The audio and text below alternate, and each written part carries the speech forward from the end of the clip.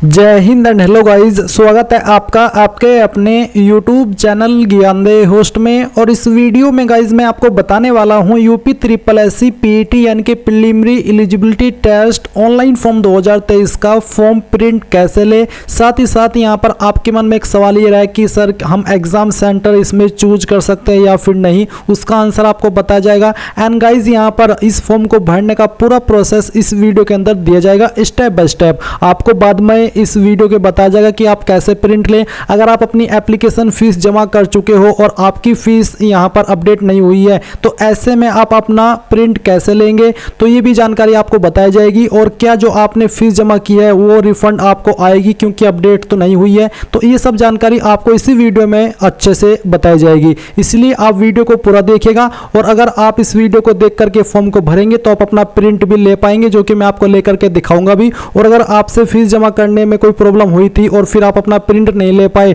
और दोबारा से फॉर्म नहीं भर पा रहे, तो फिर भी आपको बताया जाएगा कि कैसे आप उसी फॉर्म का प्रिंट लेंगे। तो चलिए, अब यहाँ पर मैंने सभी सवाल आपके कवर कर दिए। अब मैं आपको एक एक करके स्टेप बाय स्टेप इस वीडियो में सभी जानकारी आपको देता हूँ। तो गाइज अभी जो वीडियो में देख सकते हैं ये हमारी ऑफिशियल वेबसाइट jobsgyan.in है, जहाँ पर आपको ऑल इंडिया के जॉब अपडेट सबसे पहले मिलते हैं। तो आप यहाँ पर नोटिफिकेशन ऑन कर लीजिएगा इसके भी, और साथ ही टेलीग्राम चैनल भी ज्वाइन कर लीजिएगा। तो जैसे ये लिंक आप ओपन करेंगे आपके सामने इसकी जानकारी यहाँ पर आपके सामने बेसिकली आ जाएगी। मैंने ऑलरेडी फॉर्म फिलअप की वीडियो आपकी मोबाइल से भी बना रखी है और कंप्यूटर से भी बना रखी है, बट जैसे कि मैंने आपको कहा कि आपके कुछ सारे सवाल थे जिनका आंसर आपको देना काफ़ी ज़रूरी है क्योंकि आपके सामने प्रॉब्लम्स आ रही है, इसलिए दोबारा से वीडियो बनाई जा रही है। तो गाइज आप यहाँ पर अप्लाई ऑनलाइन लिंक के ऊपर क्लिक करके इस वेबसाइट के ऊपर आ जाएंगे। यहाँ पर आने के बाद में आप कैंडिडेट रजिस्ट्रेशन के ऊपर क्लिक करेंगे। अब इसके ऊपर क्लिक करने के बाद आपके सामने कुछ ऐसा इंटरफेस आएगा। यहाँ पर गाइज आप इसमें जो देख सकते हैं एग्जामिनेशन नेम ये वाला, इसमें आप अप्लाई के ऊपर क्लिक कीजिएगा। अप्लाई के ऊपर क्लिक करने के बाद आपके सामने इंटरफेस है। अब आप यहाँ पर कैंडिडेट रजिस्ट्रेशन के ऊपर क्लिक करेंगे। यहाँ पर आपके सामने एक सवाल है कि क्या आपने जब ये वैकेंसी या फिर कह लीजिए कि जब इसके फॉर्म आपके 2022 के अंदर भरे गए थे उस वक्त भी आपने इसमें अप्लाई किया था। अगर आपने उस वक्त अप्लाई किया था और आपके पास रजिस्ट्रेशन नंबर है तो आप यहाँ पर यस कीजिएगा, और वो भी आप यस तब कीजिएगा जब आपने इसके अंदर 2022 में अप्लाई किया था और आपके पास रजिस्ट्रेशन नंबर है। साथ ही साथ आप अपनी PET 2022 की जानकारी के अंदर कोई भी चेंजेस नहीं करना चाहते, क्योंकि यहाँ से क्या होगा कि जैसे ही आप अपना 2022 का रजिस्ट्रेशन नंबर डालेंगे तो आपकी सभी डिटेल फैच कर ली जाएगी और आपको कुछ जानकारी यहाँ पर देनी है, बाकी की जानकारी आप यहाँ पर वेरीफाई करेंगे। बट अगर ऐसा है कि आपने 2022 के अंदर अप्लाई किया था और उसमें आपसे कोई जानकारी गलत हो गई थी तो आप यहाँ पर गाइज नए सिरे से रजिस्ट्रेशन कर सकते हैं, कोई भी प्रॉब्लम वाली बात नहीं है। तो मैं आपको बता दूं कि अगर आपके पास रजिस्ट्रेशन नंबर है 2022 का और आप उसी से अपनी जानकारी फैच कराना चाहते तो आप यस करेंगे, फिर आप प्रोसीड पर क्लिक करेंगे। प्रोसीड पर क्लिक करने के बाद यहाँ पर आई एक्सेप्ट अबाउट डिक्लेरेशन इसके ऊपर टिक करेंगे, आई एक्सेप्ट पर क्लिक करेंगे और जो आपका ओल्ड रजिस्ट्रेशन नंबर है वो आप यहाँ पर डालेंगे एंड देन आप प्रोसीड पर क्लिक करेंगे। तो प्रोसीड पर क्लिक करने के बाद में गाइज यहाँ पर आपकी डिटेल इस तरह से निकल के आ जाएगी जैसा कि आप देख सकते हैं, और फिर आपको क्लिक टू अप्लाई के ऊपर क्लिक करना है। इसके ऊपर क्लिक करने के बाद में यहाँ पर आपकी PET 2022 की जानकारी आ चुकी है। आप यहाँ पर इस जानकारी को चाहे तो एडिट भी कर सकते हैं, आपके सामने पूरी जानकारी ऑटोमेटिकली भरी हुई है, और जो कि आप यहाँ पर अपनी किसी भी जानकारी को एडिट भी कर पाएंगे और नए सिरे से भी जानकारी भर पाएंगे। तो इस तरह से आप अपनी पुरानी जानकारी को फैच कर लेंगे। बट अगर गाइज अगर आप नए सिरे से ही फॉर्म को भरना चाहते हैं बिल्कुल, तो आप यहाँ पर होम पेज पर आ जाइए। होम पेज पर आने के बाद में कैंडिडेट रजिस्ट्रेशन के ऊपर क्लिक कीजिए एंड देन फिर से आप यहाँ पर अप्लाई के ऊपर क्लिक कीजिए और फिर कैंडिडेट रजिस्ट्रेशन के ऊपर क्लिक करके यहाँ पर आपको नो करना है एंड देन प्रोसीड के ऊपर क्लिक करके यहाँ से आई एक्सेप्ट अबाउट डिक्लेरेशन और फिर आई एक्सेप्ट के ऊपर क्लिक करना है। अब यहाँ पर आप अपनी जानकारी नए सिरे से भरेंगे और मैं आपको बताता हूँ कि कैसे आपको ये भरनी है। अभी आप यहाँ पर पर्सनल डिटेल में जो आपका नाम है वो आप 10th के सर्टिफिकेट के अकॉर्डिंग एंटर करेंगे। ध्यानपूर्वक भरिएगा क्योंकि बाद में एडिट का मौका नहीं मिलेगा। फिर अगर आपकी शादी हो चुकी है तो पति का नाम, नहीं तो आपके फादर का नेम देना है। आपकी माता जी का नाम आपको यहाँ पर एंटर करना है। फिर पूछे कि क्या आप उत्तर प्रदेश के डोमिसाइल यानी के स्थायी निवासी है, अगर हाँ तो यस, नहीं तो आप नो करेंगे। जैसे कि अगर आप है तो आप यस कर रहे हैं, फिर उसके बाद आप यहाँ पर ओके करेंगे। ओके करने के बाद में आपसे पूछे कि क्या आप यूपी के डिपेंडेंट ऑफ फ्रीडम फाइटर है, अगर हाँ तो यस, नहीं तो आपको नो करना है। क्या आप एक एक्स आर्मी ECO SSCO या फिर CO है, अगर हाँ तो यस नहीं बल्कि इस कैटेगरी सेलेक्ट करनी होगी, नहीं तो आप यहाँ पर नो कर दीजिए अगर आप नहीं है। क्या आप एक हैंडीकैप है उत्तर प्रदेश के यानी कि विकलांग, अगर हाँ तो यस, नहीं तो आपको नो करना है। इसके बाद क्या आप एक स्किल्ड प्लेयर है यूपी के, अगर हाँ तो यस, नहीं तो यहाँ पर भी आप नो करेंगे। फिर यहाँ पर गाइस आती है आपकी होम स्टेट, तो होम स्टेट यहाँ पर उत्तर प्रदेश सेलेक्ट कर ली है। इसके बाद आपकी डिस्ट्रिक्ट कौन सी है वो आप यहाँ पर सिलेक्ट कर लेंगे। कास्ट कैटेगरी आपकी कौन सी है वो आप यहाँ पर सिलेक्ट कर लीजिएगा। जैसे कि अगर आपकी कैटेगरी एससी है तो देखते हैं यहाँ पर कोई अतिरिक्त ऑप्शन आता है या फिर नहीं। अगर आपकी कैटेगरी एसटी है तो वो भी आप यहाँ पर देख लीजिए, इस तरह से भर पाएंगे। ओबीसी है तो आप ओबीसी भी भर पाएंगे। इसके बाद जो आपकी डेट ऑफ बर्थ है अभी आप 10th के सर्टिफिकेट के अकॉर्डिंग यहाँ पर सिलेक्ट कर लेंगे, पहले डे फिर मंथ और उसके बाद में ईयर। देन आप अपना जेंडर सेलेक्ट करेंगे। फिर यहाँ पर आपको आपका मोबाइल नंबर एंटर करना है, अपनी ईमेल आईडी एंटर करनी है। आपसे पूछेगी कि आप मैरिड है, अगर हाँ तो यस, नहीं तो आपको नो करना है। नाउ गाइज मैं आपको बताना चाहूंगा एसके बुक्स रीजनिंग के बारे में, जो कि हिंदी और इंग्लिश दोनों के अंदर अवेलेबल है। और इस बुक को पब्लिश किया गया है Shri Krishnan publisher private limited, जो कि इंडिया की one of biggest book publication company है, जिसके द्वारा बेहतरीन बुक पब्लिश की जाती है, जहां पर आपको सभी जानकारी बहुत ही अच्छे से दी जाती है। एंड अगर मेनली बात करें इस बुक की, तो इस बुक के अंदर आपको क्या क्या देखने को मिलेगा वो आप लोग जान लीजिए। इसमें आपको वर्बल, नॉन वर्बल और लॉजिक का कंप्लीट और कॉम्प्रिहेंसिव कलेक्शन मिलेगा। साथ ही आपको टॉपिक वाइज प्रत्येक पॉइंट का इजी एक्सप्लेनेशन भी इस बुक के अंदर मिलेगा। इसके अलावा based on new competitive exam pattern, यानी कि पूरे न्यू कॉम्पिटिटिव एग्जाम पैटर्न के साथ में ये बुक आपको मिलने वाली है। इसी के साथ with shortcut tricks and practice exercise, यानी कि शॉर्टकट ट्रिक्स भी इस बुक के अंदर होगी, प्रैक्टिस एक्सरसाइज भी इस बुक के अंदर होगी। तो ये एक आपकी बेस्ट बुक है आपकी रीजनिंग की प्रिपरेशन करने के लिए। चाहे आप किसी भी एग्जाम की रीजनिंग की प्रिपरेशन कर रहे हैं तो आप लोग इस बुक को परचेज कर सकते हैं। बाय करने का लिंक आपको वीडियो के डिस्क्रिप्शन में दिया है, चाहे हिंदी में बाय कर लीजिए या फिर इंग्लिश में। और कोई सवाल डाउट हो तो आप पूछ लीजिएगा। Employment details, please select any of the below items applicable to you. Employee of Uttar Pradesh, ex employee of Uttar Pradesh, never employment in Uttar Pradesh. यानी कि अगर आप उत्तर प्रदेश के एम्प्लॉय है, जॉब करते हैं उत्तर प्रदेश में, तो आप पहले वाला सेलेक्ट करेंगे। अगर आपने पहले कभी यूपी के अंदर जॉब किया तो सेकंड वाला सेलेक्ट करेंगे। नेवर एम्प्लॉयमेंट इन उत्तर प्रदेश, आपने कभी भी यूपी के अंदर कोई जॉब नहीं की है तो आप यहाँ पर ये सेलेक्ट कर लेंगे। तो जो भी आपका स्टेटस है बताए गए डिटेल्स के अकॉर्डिंग वो आप सिलेक्ट करेंगे। ऐसा नहीं है कि जो मैंने सेलेक्ट किया वही आपको करना है, आपको अपने स्टेटस के अकॉर्डिंग करना है। एडिशनल एज रिलैक्सेशन, तो यहाँ पर guys are you claiming any age relaxation, तो आप यहाँ पर इसके ऊपर क्लिक कीजिए। यस करेंगे तो यस करने के बाद में किसके तहत आप यहाँ पर आयुष्मान के अंदर छूट चाहते हैं। जो छूट मिलती है SC ST OBC को वो आपको नॉर्मली मिल रही है। अगर आप यहाँ पर उसके अलावा भी कोई छूट चाह रहे हैं तभी आप इसमें यस कीजिएगा। जो नॉर्मल छूट है SC ST OBC की और SC ST की 5 साल की और OBC की 3 साल की, वो अगर आप यहाँ पर नो भी करेंगे तो तब भी वो आपको मिलेगी। इसके बाद आती है आपकी एकेडमिक डिटेल, यानी कि क्वालिफिकेशन की जानकारी। तो आपने आपकी हाई स्कूल किस बोर्ड से की है वो बोर्ड आप यहाँ पर सेलेक्ट कर लेंगे। किस साल के अंदर पास की है वो साल आपको यहाँ पर सेलेक्ट कर लेना है। आपका जो 10th का रोल नंबर है वो आप यहाँ पर एंटर करेंगे।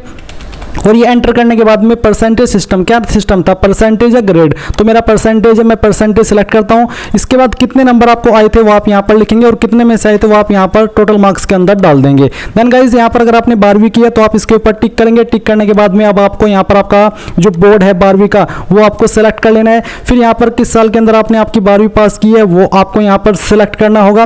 और इसके बाद यहाँ पर आपको 12वीं का रोल नंबर देना है, परसेंटेज सिस्टम बताना कि किसके अंदर है। अगर परसेंटेज सिस्टम है तो बताइए कि कितने नंबर आपको आए थे और कितने में से आए थे वो आप यहाँ पर टोटल मार्क्स के अंदर एंटर करेंगे। अब आती है details of additional qualification for the post of preliminary eligibility test, यानी कि PET। तो अगर आपने बैचलर डिग्री की है established by law in India और एक qualification recognised by the government as equivalent thereto, अगर तो आप यहाँ पर यस कीजिए, नहीं तो आपको नो करना है। अगर आप यस कर रहे हैं तो फिर आप यहाँ पर जो आपकी यूनिवर्सिटी का नाम है वो एंटर करेंगे, कब आपने ये पास करी थी वो ईयर आपको सेलेक्ट करना है, सर्टिफिकेट का नंबर देना है, या फिर आप अपने फाइनल ईयर का रोल नंबर एंटर करेंगे, कब आपका सर्टिफिकेट इशू हुआ है वो डेट आप यहाँ पर डाल देंगे, किसके अंदर आपके नंबर है, परसेंटेज या ग्रेड वो आपको सिलेक्ट कर लेना है और फिर आपको यहाँ पर ऑब्टेन्ड मार्क्स और टोटल मार्क्स एंटर करने हैं। इसके बाद अगर आपने PG डिग्री भी किया तो उसकी जानकारी भी आप सेम वे में भरेंगे। अगर आपने सिंपली 10वीं 12वीं की है तो आप यहाँ पर नो कर सकते हैं, आपको ये दोनों जानकारी भरनी अनिवार्य नहीं है। और फिर आप ये वेरिफिकेशन कोड डालेंगे, सभी जानकारी चेक करेंगे और सबमिट के ऊपर क्लिक करेंगे। अब आपने यहाँ पर ये जितनी भी जानकारी भरी है उनका प्रीव्यू आपके सामने है। आप सभी जानकारी चेक करते हुए नीचे आकर के click to proceed for photo and signature, इसके ऊपर क्लिक करेंगे। इसके ऊपर क्लिक करने के बाद यहाँ पर आपको फोटो साइन अपलोड करना है,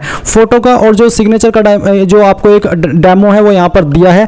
आप यहाँ पर क्या करें, सबसे पहले सिलेक्ट फोटो, इसके ऊपर क्लिक करें, ब्राउज के ऊपर क्लिक करें और जहाँ पर भी आपकी फोटो फाइल है वो आपको सिलेक्ट करनी है। जैसे कि मैं यहाँ पर ये फाइल सिलेक्ट करता हूँ, फिर यहाँ से इसको ओपन करता हूँ। फिर आप यहाँ पर अगर आप इसको क्रॉप करना चाहते तो क्रॉप के ऊपर क्लिक करके कर लेंगे और देन आप यहाँ पर नीचे आइए आइए और इसको आप यहाँ पर, मैं थोड़ा सा जूम आउट करता हूँ, तो चलिए हम यहाँ पर इसको कर लेते हैं और फिर आप यहाँ पर क्रॉप कर दीजिए। क्रॉप करने के बाद सेव फोटो डाटा इसके ऊपर क्लिक कीजिए तो आपकी फाइल इस तरह से यहाँ पर अपलोड हो जाएगी। देन गाइज आप यहाँ पर आपका सिग्नेचर अपलोड करेंगे, ब्राउज के ऊपर क्लिक कीजिए, जहाँ पर आपकी सिग्नेचर की फाइल है सिलेक्ट कीजिए, यहाँ से ओपन कीजिए, इसको आप इस तरह से क्रॉप कर लीजिए। क्रॉप के ऊपर क्लिक करके फिर सेव साइन डाटा इसके ऊपर क्लिक कीजिए एंड देन गाइज आप यहाँ पर नीचे कंटिन्यू के ऊपर क्लिक कीजिए। अब आती है आपके सामने फाइल रिमेनिंग डिटेल्स, तो आप यहाँ पर आई डिक्लेयर इसके ऊपर टिक करेंगे, ये सभी जानकारी को चेक करेंगे जो कि यहाँ पर आपके सामने आई है। और इसके बाद आप यहाँ पर सर्टिफिकेट डिटेल्स के अंदर आएंगे, जहाँ पर सबसे पहले एज प्रूफ जो कि वैकल्पिक है, देना चाहे दे सकते हैं, नहीं तो आप इसको खाली छोड़ सकते हैं। बट अगर आप दे रहे हैं तो आप कैसे देंगे, तो एज प्रूफ में आप 10th का सर्टिफिकेट दे सकते हैं। तो 10th का सर्टिफिकेट के लिए आपको इश्यूइंग अथॉरिटी में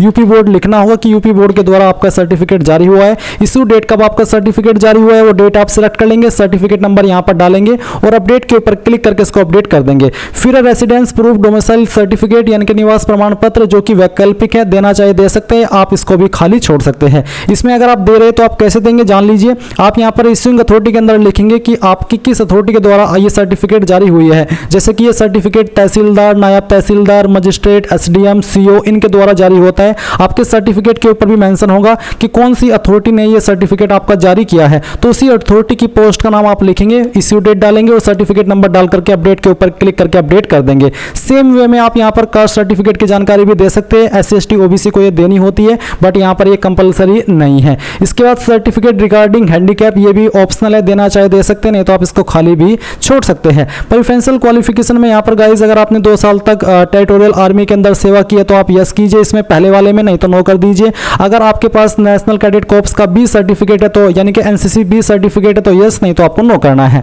अब आती है एड्रेस डिटेल, तो परमानेंट एड्रेस में आपको नेम सीओ के अंदर आपके फादर का नेम एंटर करना है। इसके बाद आप यहाँ पर हाउस नंबर, विलेज लिखेंगे, आपका स्ट्रीट नंबर, पोस्ट ऑफिस क्या है वो आप यहाँ पर लिखेंगे, लोकेलिटी जैसे कि कस्बा, सिटी कौन सी है वो आप यहाँ पर लिख देंगे, डिस्ट्रिक्ट आप यहाँ से अपनी सिलेक्ट कर लेंगे जो भी आपकी डिस्ट्रिक्ट है, और फिर जो यहाँ पर आपका पिन कोड है वो भी आपको डाल देना है। मैं अपना एड्रेस इसलिए नहीं भरा क्योंकि वो प्राइवेसी लीक मानी जाती है, इसलिए आप यहाँ पर खुद से समझ लीजिए कि सीओ के अंदर आपके फादर का नेम, बाकी आपका house number, village, street, post office ये सब भरना है। अगर आपका परमानेंट एड्रेस और कोरेस्पोंडेंस यानी कि प्रेजेंट एड्रेस सेम है तो आप यहाँ पर टिक कर देंगे, अगर अलग है तो अनटिक करके अलग से भरिएगा। इसके बाद आप यहाँ पर नीचे यस कीजिए और यस करने के बाद में आप प्रीव्यू के ऊपर क्लिक करेंगे। अब गाइज आपने जो भी जानकारी भरी है उसका प्रीव्यू आपके सामने है, आप शुरू से लेकर के आखिरी तक की जानकारी भरी हुई चेक करते हुए आएंगे। अगर आपको लगता है कोई जानकारी गलत हो गई है तो आप यहाँ पर बैक में क्लिक करके उसको सही कर लीजिएगा, क्योंकि बाद में आपको एडिट का मौका क्या पता मिले ना मिले, इसलिए कोई भी गलती नहीं करनी है। और फिर आप यहाँ पर ये कैप्चा कोड डालिए एंड देन सबमिट के ऊपर क्लिक करके यहाँ से ओके कर दीजिए। ओके करने के बाद में आपके सामने इस तरह से ऑप्शन आएगा, आप click to pay the required fees के ऊपर क्लिक करेंगे। अब आपसे पूछे do you want to change caste category and domicile of your state, अगर हाँ तो यस, नहीं तो आपको यहाँ पर नो करना है। नो करने के बाद में इस तरह से इंटरफेस आएगा, आप SBI MOPS इसके ऊपर क्लिक करेंगे, प्रोसीड फॉर पेमेंट पर क्लिक करके यहाँ से ओके करेंगे। अब आपके सामने पेमेंट का मेन पेज आएगा जहाँ से आपको अपनी एप्लीकेशन फीस जमा करनी होगी, तो थोड़ा सा वेट करते हैं, पेमेंट पर आते हैं। अभी आपको फिर से यहाँ पर प्रोसीड फॉर फी डिपोजिशन के ऊपर क्लिक करके ओके करना है। ओके करने के बाद में गाइज अब आप यहाँ पर अपनी application fees SBI net banking, SBI debit card, UPI other bank net banking, other bank debit card, तो जिस भी माध्यम से जमा करनी है वही आप यहाँ पर सेलेक्ट कर लीजिए। जैसे ही आप यहाँ पर अपनी एप्लीकेशन फीस जमा कर देंगे तो आप अपने फॉर्म का फाइनल प्रिंट आउट ले पाएंगे। अब गाइज मैं आपको बताता हूँ कि कैसे आप अगर अपना जैसे कि फॉर्म भर रहे हैं और फॉर्म भरते समय आपकी फीस जमा नहीं हो पाई है, कोई एरर आ गया था, तो फिर आप कैसे अपनी फीस को जमा कर पाएंगे दोबारा से वहीं पर जा करके, या फिर अगर आप आपने अपनी फीस जमा कर दी और आप अपना प्रिंट नहीं ले पाए तो आप कैसे प्रिंट लेंगे ये आपको बताया जाएगा। तो अभी तो पहले आप ये जान लीजिए कि जैसे कि आप अपना फॉर्म भर रहे थे और फॉर्म आपने बीच में छोड़ दिया, फिर कुछ प्रॉब्लम हो गई और आप अपनी फीस जमा नहीं कर पाए और दूसरी बार आप रजिस्ट्रेशन नहीं कर पा रहे, तो आप कैसे अपनी फीस को जमा करेंगे। तो ये जो वेबसाइट है आपको इसके होम पेज पर आ जाना है जहां से आपने कैंडिडेट रजिस्ट्रेशन के ऊपर क्लिक किया था। यहां पर आने के बाद में आप यहां पर क्या करेंगे, आपको देखने को मिलेगा एक ऑप्शन है कि रिमेनिंग डिटेल सबमिशन और एक नीचे है एप्लीकेशन फी डिपोजिशन।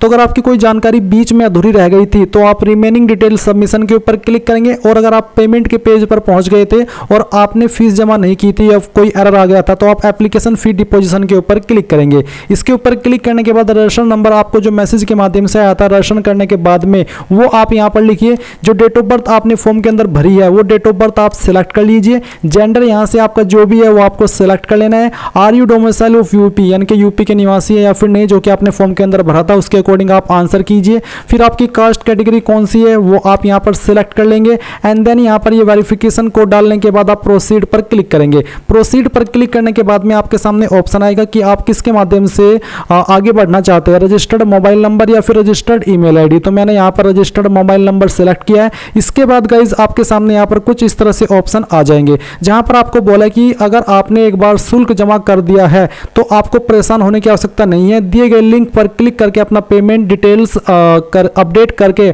आवेदन पत्र को पूर्ण कर सकते हैं। साथ ही अगर आपने शुल्क जमा कर दिया और पेमेंट डिटेल्स को अपडेट नहीं कर पाए तो आपका 1-2 दिन का इंतजार करना पड़ सकता है जब तक कि बैंक के सर्वर से आपके पेमेंट डिटेल्स को अपडेट न कर लिया जाए। उसके बाद आप अपने आवेदन पत्र का प्रिंट ले सकते हैं। तो आपको दोनों सिचुएशन यहाँ पर समझा दिए, आपको चिंता करने की कोई आवश्यकता नहीं है। जैसे कि मेरी फीस जमा नहीं है, मैं यहाँ पर फीस के लिए आगे बढ़ूंगा तो मैं proceed for fee deposition against your application form इसके ऊपर क्लिक करता हूँ। इसके ऊपर क्लिक करने के बाद मेरी फॉर्म की जानकारी इस तरह से फैच कर ली गई है। मैंने इसको विकलांग की कैटेगरी से भरा है ताकि कोई कमी फीस पे करनी पड़े और पूरा प्रोसेस आपको दिखा पाऊँ। अब आप यहाँ पर इसके ऊपर क्लिक करेंगे, प्रोसीड फॉर पेमेंट पर क्लिक करके यहाँ से ओके करेंगे। ओके करने के बाद में एक बार फिर से प्रोसीड फॉर डिपोजिशन के ऊपर क्लिक करके यहाँ से ओके करेंगे। देन गाइज यहाँ पर आपके सामने पेमेंट के ऑप्शन आ चुके हैं। तो चलिए मैं यहाँ पर यूपीआई सेलेक्ट कर लेता हूँ और अपनी फीस यहाँ पर जमा करके आपको प्रिंट लेकर के दिखाता हूँ। तो गाइज आप देख सकते हैं मैंने यहाँ पर फीस अभी जमा की, यहाँ पर है your transaction status is success. अब मैं यहाँ से ओके करता हूँ। ओके करने के बाद में आपके सामने इस तरह से इंटरफेस आएगा। आप ये